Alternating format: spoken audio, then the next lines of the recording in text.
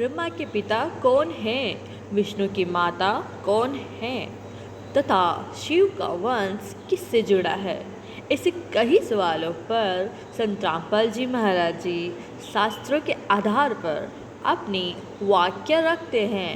आइए इस वीडियो में उन्हीं विचारों को विस्तार से जानिए। सरपुरुष ये काल है, ब्रह्म है, जो गीता का ज्ञान श्री कृष्ण में प्रवेश करके बोल रहा है। ये 21 ब्रह्मांड का प्रभु है, 21 ब्रह्मांड का स्वामी है। और श्री ब्रह्मा, श्री विष्णु, श्री शिव जी ये इसके पुत्र हैं। दुर्गा इनकी माता है, ब्रह्मा विष्णु महेश जी की, और इस काल भगवान की ये पत्नी है। अब देखिएगा श्री शिव पुराण ब्रह्मा विष्णु महेश का पिता कौन है, ये सिद्ध करने के लिए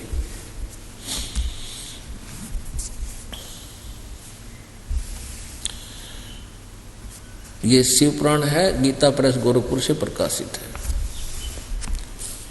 इसके संपादक कौन है?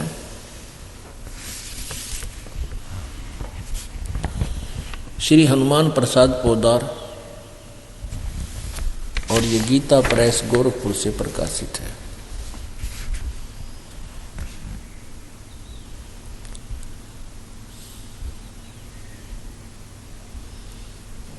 गोविंद भवन कार्यालय कोलकाता का संस्थान, प्रकाशक मुद्रक है। इसमें देखिएगा रुद्र संहिता संक्षिप्त शिव पुराण नंबर 98-99 का हमने निष्कर्ष ले लिया। और जिस परब्रह्म के विषय में अब यहाँ परब्रह्म कह रहा है, ज्ञान और अज्ञान पूर्ण उक्तियों द्वारा इस प्रकार जिस परब्रह्म के विषय में ज्ञान और अज्ञान यानी कुछ सच्ची कुछ झूठी इस प्रकार विकल्प किए जाते हैं। ब्रह्मा जी को नॉलेज नहीं है, लेकिन हमने इन पुराणों को इसलिए सहयोग लेना पड़ रहा है क्योंकि हम इनको सच्ची मान रहे हैं और इनमें भी बहुत कुछ मसाला हमें मिल रहा है। उसने कुछ काल के बाद द्वितीय की इच्छा प्रकट की, उसके भीतर एक से अनेक होने के संकल्प उदित हुआ। तब उस निराकार परमात्मा ने अपनी लीला शक्ति से अपने लिए मूर्ति की कल्पना की, आकार बनाया। भगवान सदाशिव हैं। अर्वाचीन और प्राचीन विद्वान उन्हीं को ईश्वर कहते हैं।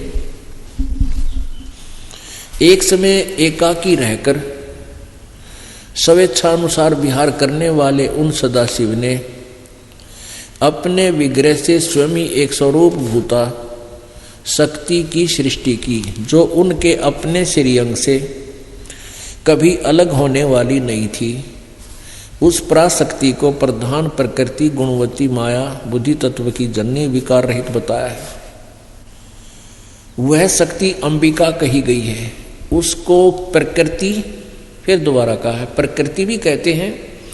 सर्वेश्वरी त्रिदेव जननी, त्रिदेव रजगुण ब्रह्मा, सतगुण विष्णु, तमगुण शिव जी को उत्पन्न करने वाली, जन्म देने वाली त्रिदेव जननी, नित्य और मूल कारण भी कहते हैं। सदाशिव द्वारा प्रकट की गई उस शक्ति के 8 भुजाएं।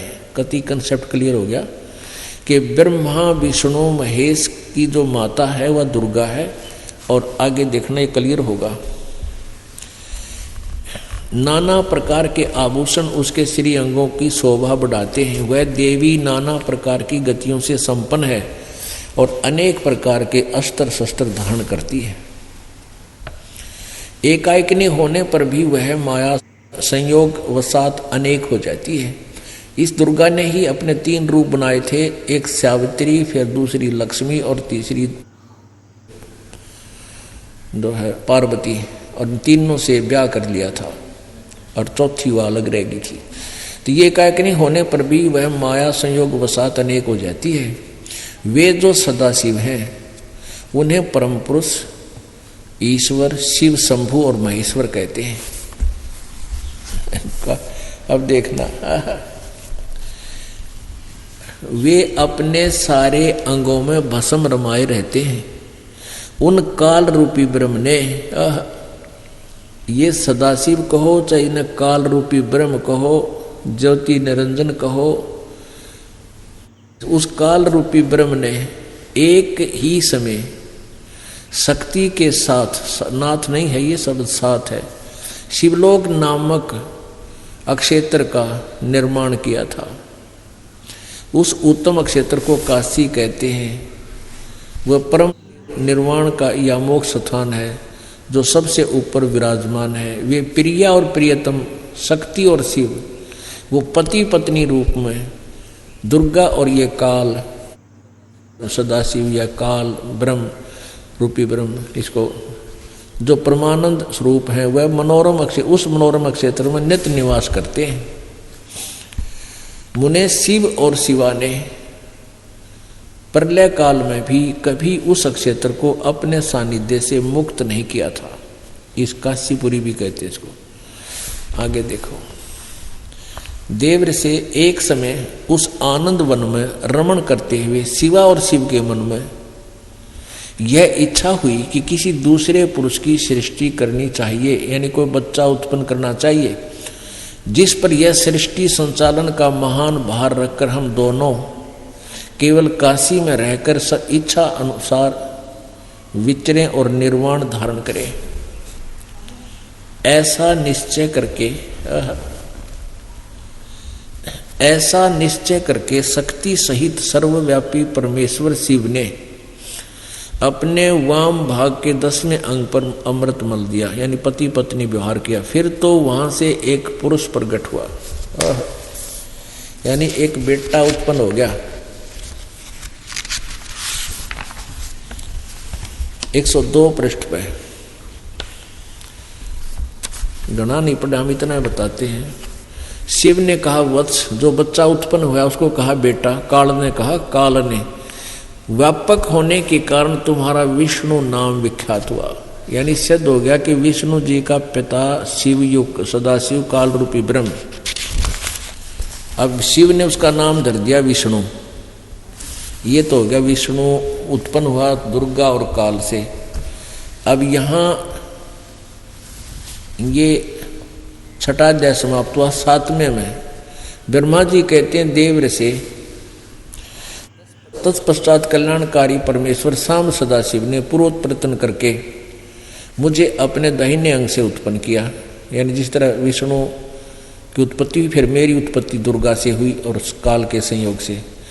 मुने उन महेश्वर ने मुझे तुरंत ही अपनी माया से मोहित करके नारायण देव की नाभि में डाल दिया और लीला पूर्वक वहां से प्रकट किया।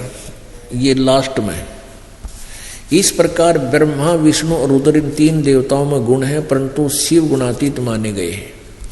अब यहाँ 4 हो गए, ब्रह्मा विष्णु और रुद्र 3, और इनसे न्यारा जो है वो शिव, ये गुणातीत माने गए। इन तीनों में तो गुण है, रजगुण ब्रह्मा, सदगुण विष्णु, तमगुण शिव शंकर। और ये काल भी शिव रूप विष्णु रूप ब्रह्मा रूप धारण कर लेता है।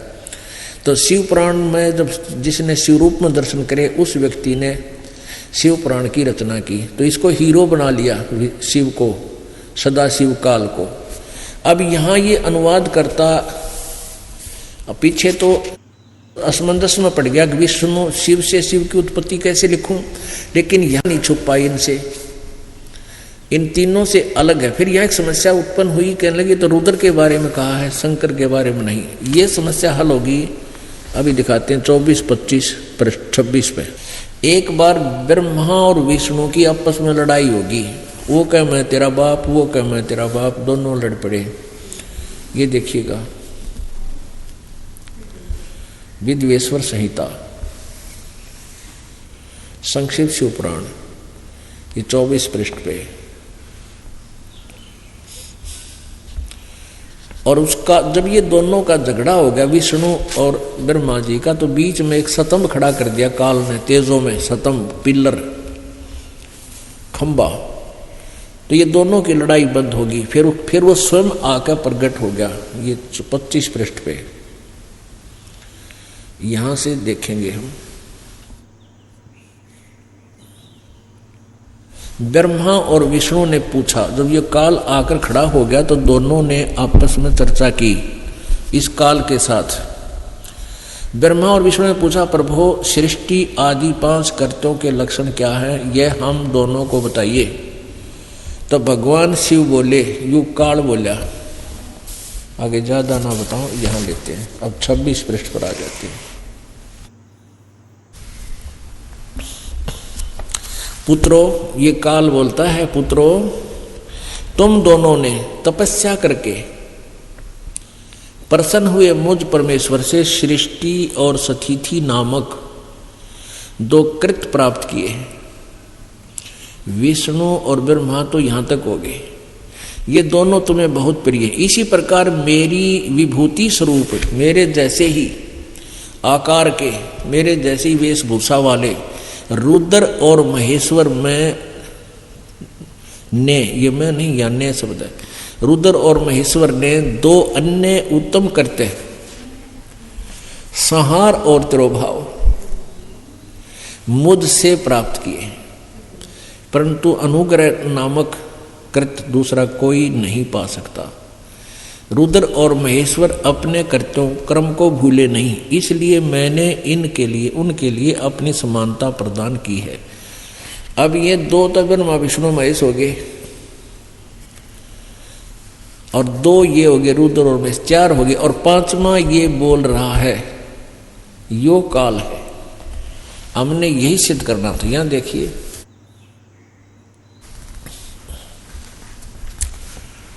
मैंने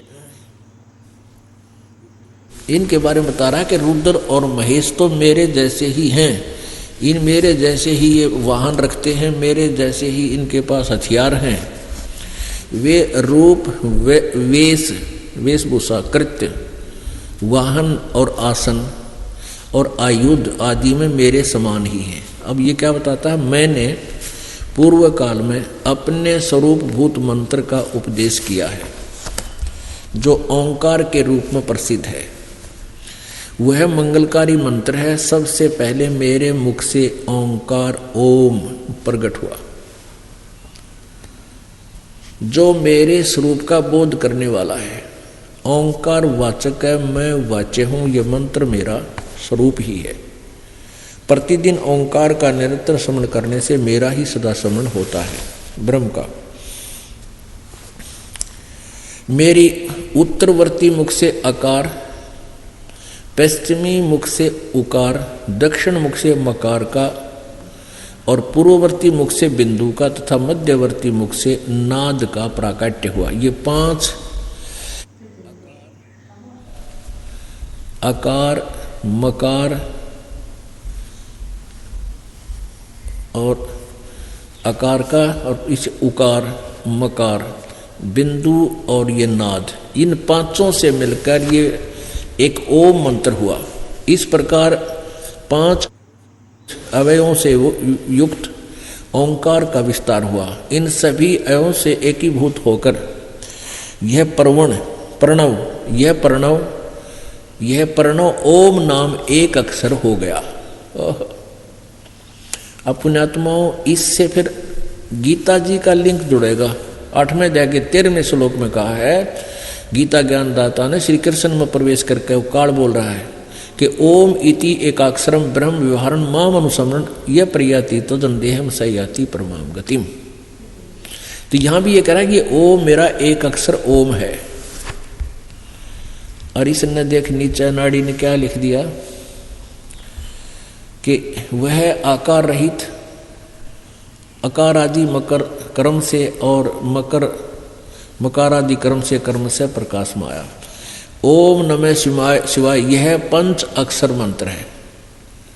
इस ओम नमः शिवाय में ये अकार मकार ने होकर 5 से, और जबकि स्पष्ट कर रहा है कि इस प्रणव मंत्र में, इस ओंकार में ही 5 हैं। ये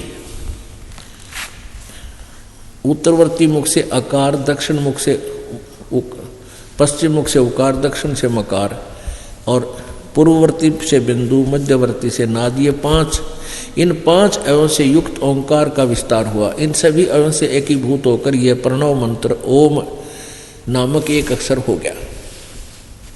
और ये ओम नमः शिवाय इसने लिखा भी अलग भाषा में है। ये राइटिंग में, तो ये मूल संस्कृत में नहीं है, ये मन गढ़ंत है, लोक वेद है। अनुवादकर्ता ने हिंदी वाली में फंसा दिया, लेकिन संस्कृत मूल भाषा में ऐसा नहीं है ये मंत्र। तो अब हमने ये मंत्र मान लिया, ओम भी छोड़ दिया, ओम नमः शिवाय, क्यों ओम भी वहाँ आ गया, इसका नहीं सोच लिया हमने, ओम नमः शिवाय, इसकी लाजी रटना। अब इससे ये सिद्ध हो गया कि ब्रह्मा विष्णु महेश जी के पूज्य पिताजी ये काल रूपी ब्रह्म है।